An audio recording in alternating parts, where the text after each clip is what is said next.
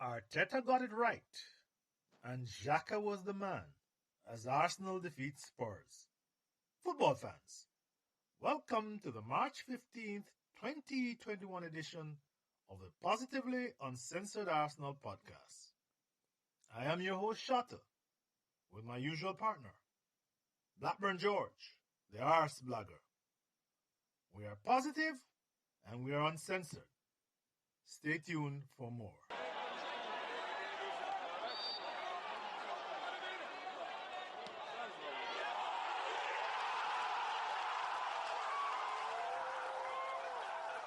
Blackburn George, welcome to the post-NLD edition of the Positively Uncensored Arsenal podcast. Oh, what does a win over those chancers in the Lily White Cunts over in North London can do to a gooner? You said if we lost in your preview it would be dark, but George, it is a very bright day in the gooner world. How are you, my friend? I'm very well, and yes, it is a good day, and a good night, and a good afternoon, and everything's good, everything's fine, everything's on the up. Except we are 10th still. Well, yeah. Well, and, people need to keep, don't get carried away because that is this nature of the Arsenal support in many respects. But George, your take on the game. Go ahead. Well, I thought we were very good. On the opposite side of that, I thought Tottenham was shocking. Oh God, George! They didn't do anything. I think Mourinho got man of the match for us for sure. Those tactics, the acceptance of us dominating them, and it was just. I'm watching it and I'm thinking. What is he doing? You're right. Now, if that Lamela goal had turned out to be the winner, you would have been seeing it was a Jose Mourinho masterclass. Yes, they would have been carrying all over the media. Mm-hmm. And actually, it was a Jose Mourinho master disaster. It was, 2-1 did not reflect the game. We could and should have won that game by a few goals, 3-4 maybe. Mm. That such was the dominance. I think we only had 13 shots, George. We only had 13 shots, and I want people to not hold me to it because I'm going by my memory. But only 3 were on target. So that tells you that when you say we could have scored more, well, be mindful. We're not a team that takes a lot of shots or is very accurate when we are taking shots. By the way, and that's the Arteta way. Proceed. Yeah, well, I'm talking about we could have won it by more goals with our dominance. Yes. We were completely dominant until the last 10 minutes, which we then tried to outbad Tottenham. That last 10 minutes was horrible. They were down to 10 and they were running all over us. We were just sitting deep and doing nothing. It was ridiculous. Yes. Well, but up until that point. They were doing everything they could to make life easy for us. It was shocking from them. But we took advantage of it. I think it was a bit of 6 of one and half a dozen of the other. We played well and they were shocking. So you can't ask for much more. Well, George, I thought, Mourinho sat back hoping that his defenders would ping some long balls to Son. They'll probably drop on, Kane somewhere in the midfield and he will spring Son or Bale. Son pulled up with that hamstring. That put the end to that chance. But even before that, they were very passive. And Bale was horrible. For somebody getting 600,000 a week, George? 300,000 from Spurs and 300,000 from Real Madrid? It's madness. He was horrible. He gave Doherty absolutely no help, and he just strolled on the field. That was, there was nothing to them until Lamela came on, and he had a Rabona. Go ahead. Yeah, that's another thing. That Rabona. Everybody's saying it's one of the best goals scored, and it was genius. Well, you could look at it the other way. He's done a Rabona because his right foot is so fucking useless. He can't kick with it. You're right. You know, he should have been playing that with his right foot. That he can't, a professional footballer, kick a ball with his right foot is outrageous. And people had lauded him for it like it was really clever. It wasn't clever. It was an act of fucking desperation by someone who can't kick with his right foot. Yeah. Fucking wanker.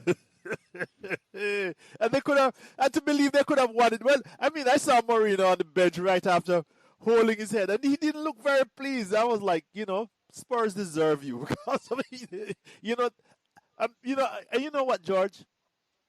And when I say that with very much a lot of caution, because there are many Arsenal fans that think Mourinho could have done well at this club.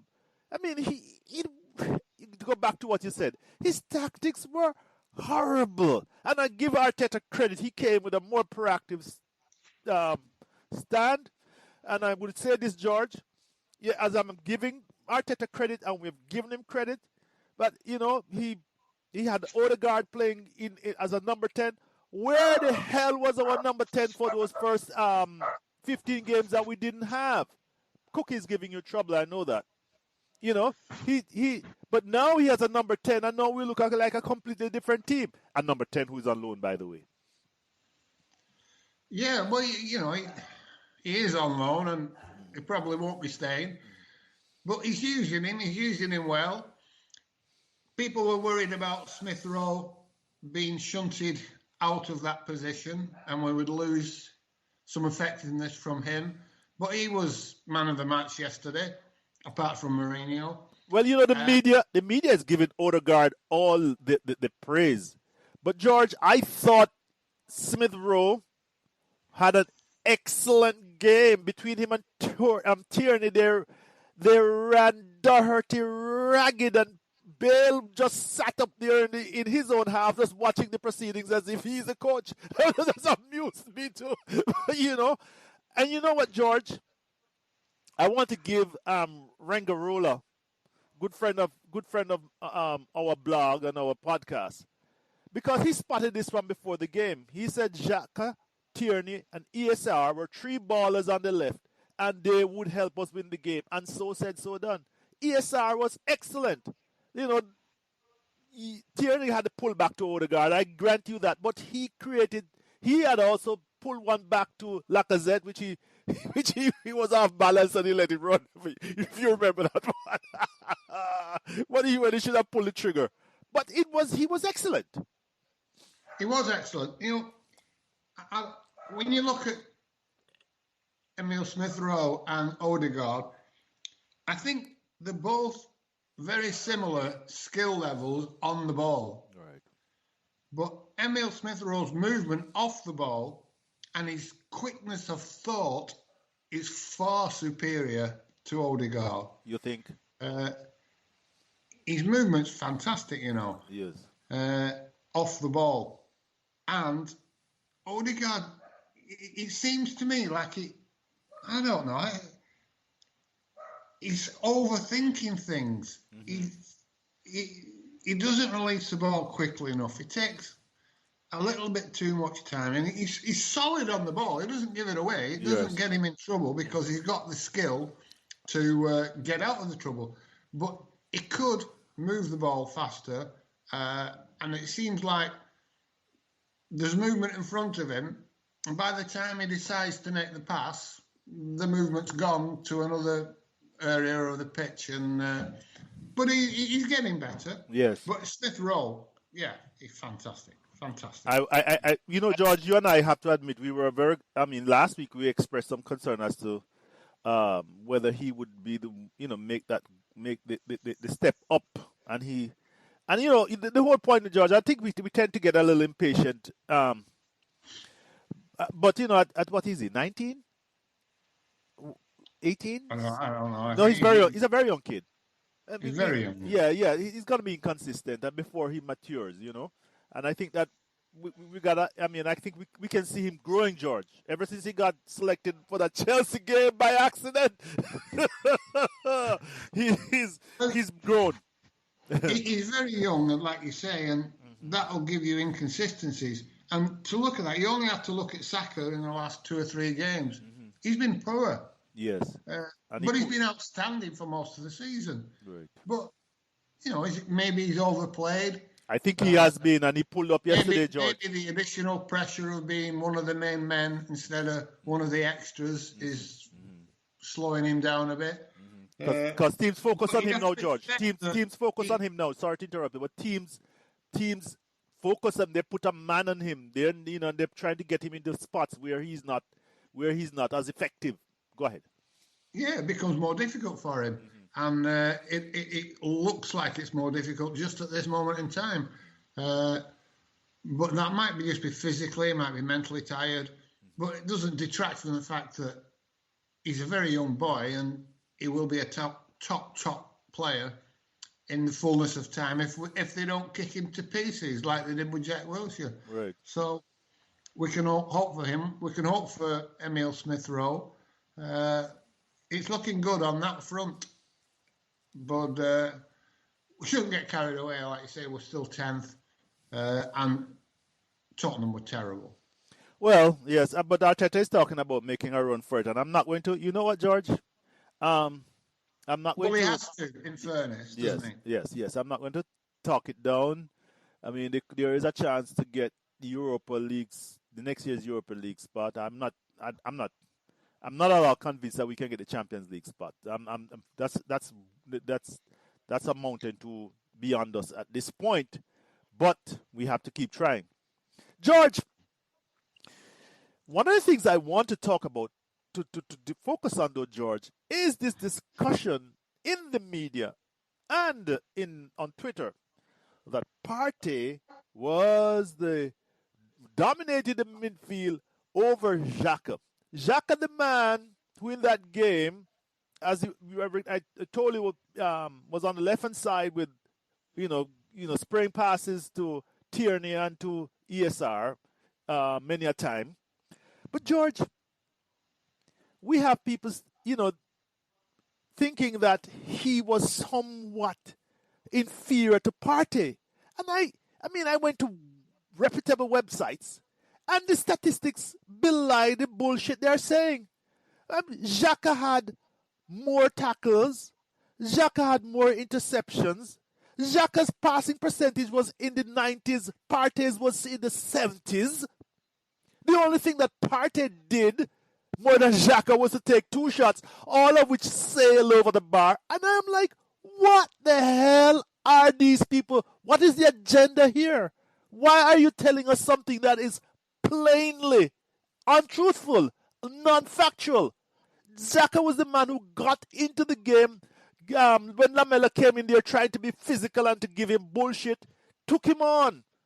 When Doherty was trying to be some big guy, Xhaka was the man who put his foot in. What are people seeing? Are you and I 2 old cronies that can't see anything? Come, George, help me here. Well, I'm a bit reluctant to go down this road because basically, if that's their opinion, they're fucking morons. And you can never convince a moron that he's wrong because he's too stupid to understand how stupid he is. And Xhaka's played every minute of the last 15 games. Oh, God, that's an Iron Man, George. and he's played well, apart from one mistake against Burnley, which wasn't entirely his fault. It was at least as much Leno as him. Yes. And he did make that mistake. But when you're playing the ball twice as often as everybody else in the team, and you're playing for every minute of every game, you will make more mistakes than everybody else. Just statistically, that's going to happen. If you make a mistake once every 500 minutes and you play 1,000 minutes and they play 500 minutes, you're going to make twice as many mistakes. But nobody wants to accept that. I don't understand it. And I've given up, frankly, trying to understand it because footwits are footwits and There's no point trying to convince them otherwise. You show them all the statistics in the world. It won't make any difference. Show them passing the ball. I see people saying that it's all sideways and backward passing.